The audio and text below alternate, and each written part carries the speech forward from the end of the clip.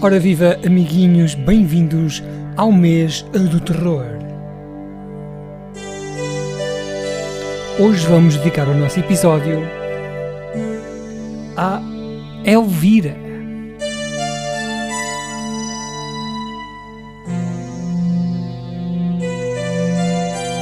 Não é aquela tia que vocês têm chamada Elvira, falo do ícone do terror americano.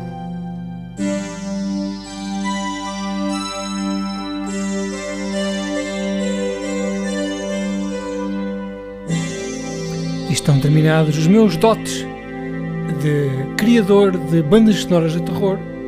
Falta apenas o detalhe final.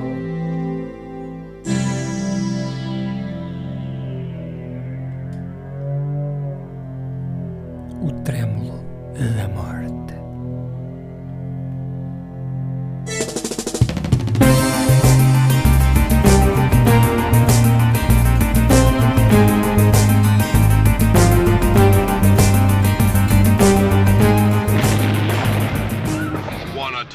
Tough movies. Here's a superhero with the biggest pair of all. You looking for me? There she was, just walking down the street singing.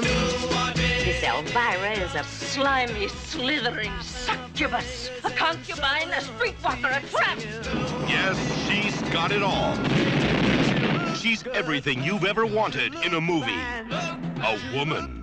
E eu não queria terminar este capítulo do mês do medo, do outubro assustador, sem falar daquele que é um ícone do terror. Um ícone que não é de todo um português, é um ícone americano, que é Elvira, Mistress of the Dark, que eu ouço falar desde sempre, desde a minha adolescência, quase desde criança, que ouço falar da Elvira, chamamos-lhe Elvira em português, não confundir com a senhora da Tasca, que serve vinho há 75 anos. Elvira, esta rainha do medo, é um ícone que desde 1980, 81 talvez, é conhecida e familiar de todos os americanos que gostam de cinema de terror. Ora, esta senhora, durante os anos finais dos anos 60, início dos anos 70, ela nasceu em 51, de seu nome Cassandra Peterson, era uma playmate que fez furor na Playboy, e caso vocês estejam interessados em ver o seu corpo de trabalho, é só 2 minutos no Bing e ficam a par. Eu espero. Ok, espero que tenham gostado. Eu adorei.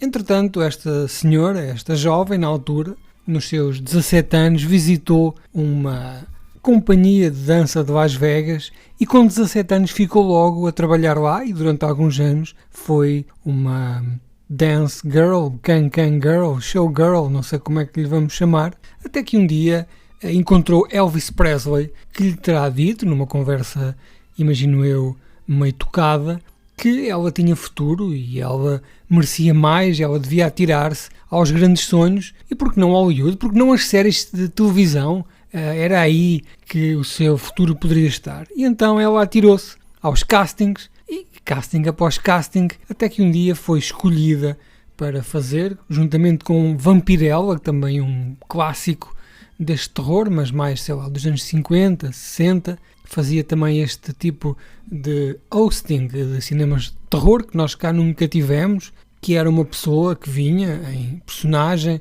toda vestida de preto, toda a família Addams, a dizer: hoje vamos ver um filme, blá, blá, blá, blá, blá, fala um bocado do filme e vai também comentando o filme à medida que ele vai dando, tornando interessantes aqueles clássicos de plástico réus de extraterrestres dos anos 50 e 60 que todos nós conhecemos, são curtinhos, mas há sempre um exército americano a lutar contra um monstro extraterrestre que é sempre uma amálgama de plásticos e de mangueiras.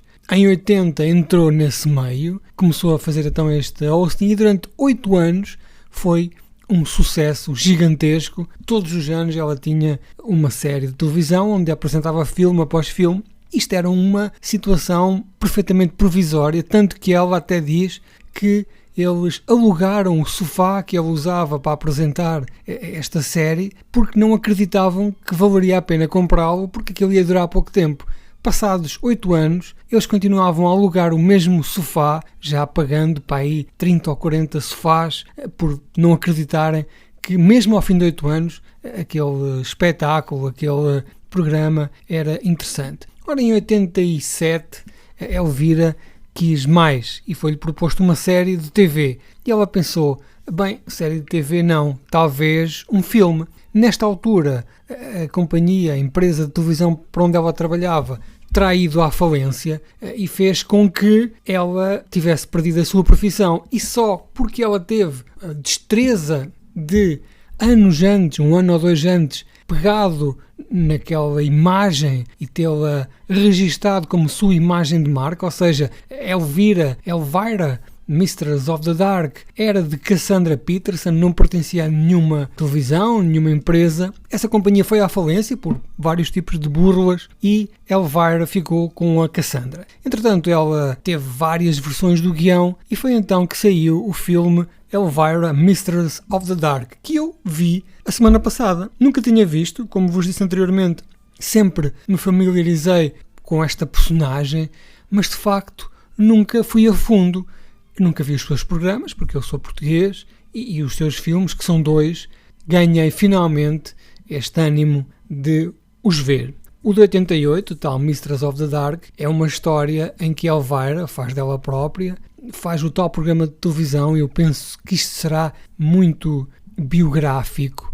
Ela é despedida do canal de televisão, porque ele foi comprado por um texano que só lhe quer apalpar as mamas, e ela põe-se na alheta. E ela então vai para o seu camarote e recebe na hora uma carta de uma tia que terá falecido e ter-lhe deixado qualquer coisa. E ela, toda contente, porque ela precisa de $50.000 para iniciar um espetáculo em Las Vegas, põe-se a andar então para essa pequena aldeia do interior que, curiosamente, é um vilarejo muito conservador. Devo acrescentar aqui que Elvira, Mistress of the Dark, é um personagem forte e independente, aquele tipo de mulheres que se diz não haver no cinema, que eu farto-me aqui de falar de filmes antigos que tinham esta abordagem. Ela é uma mulher que não precisa de ninguém, ela vive sozinha, faz tudo aquilo que normalmente no cinema existe sempre um homem a ajudar. Ela é forte e também tem uma vertente porquis, aquela vertente mais da comédia sexual, mas do lado dela, em que ela usa os homens como se fossem pedaços de carne. Isto é pouco visto. Existe sempre aquela vertente da mulher forte e independente, não é? O personagem, que nós já falámos um monte de vezes. Neste caso, ela é assim, sem precisar de um ato, como acontece nos revenge movies, em que ela de repente sente necessidade de se transformar naquela. Ela sempre foi assim, é a personalidade dela. E depois também tem, sem ser fuleiro, réus e barato, aquela questão dela ser muito sexual, porque ela, na verdade, não é uma pessoa que viva do sexo como aparenta ser. Ela tem aquela sua personalidade divertida, como nós, não é? Que falam muito de sexo nas suas piadas. Bom, ela vai então para o vilarejo do interior e descobre que herdou um cão, uma casa e um livro de receitas. O livro esse que é cobiçado pelo seu tio, e nós percebemos que aquele livro é um livro de feitiços. A sua tia era uma bruxa, o seu tio é também um bruxo, ela cai ali naquele equilíbrio de forças e rapidamente se vê a braços com uma infestação de feitiços que coloca aquela aldeia, aquele vilarejo conservador contra si, e ela consegue então juntar toda aquela juventude à sua volta. O filme fala muito de cinema, fala muito de juventude, é um filme super anos 80, o requeijão aqui abunda e é maravilhoso. Então a Elvira, com os seus amigos recém-encontrados, ao mesmo tempo que combate todo aquele preconceito da aldeia contra si, combate também as trevas através do seu tio.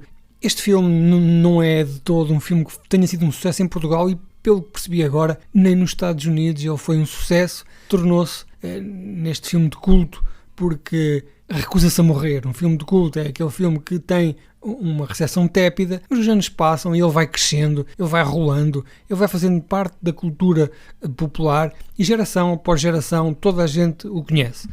Também vi depois o 2, que é um filme de 2001, já a Elvira com 51 anos, e atenção que ela neste momento tem 70 e tais e continua em forma. este filme de 2001 é um filme de mais baixo orçamento, é passado na Idade Média, ela vira aqui, está noutro contexto, ela vai para a Carpátia, lá para aquela zona onde há Dráculas em todas as cidades, e tem que se ver ali com um feitiço num castelo, é mais contido, não tem tanta piada, convenhamos, mas também se vê.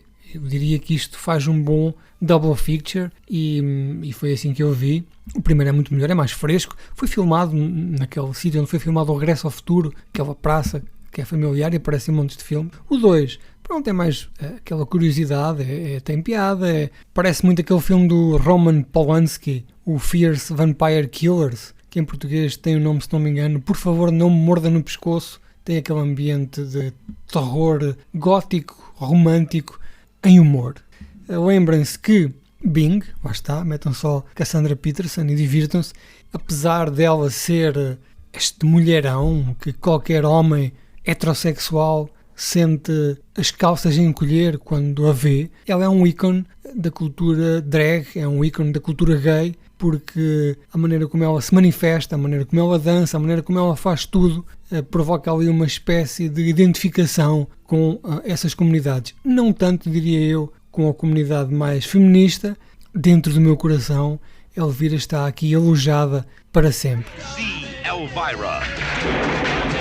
As Elvira, Mistress of the Dark. But if they ever ask about me, tell them I was more than just a great set of... It's the greatest double feature of all time. Do a bit of dumb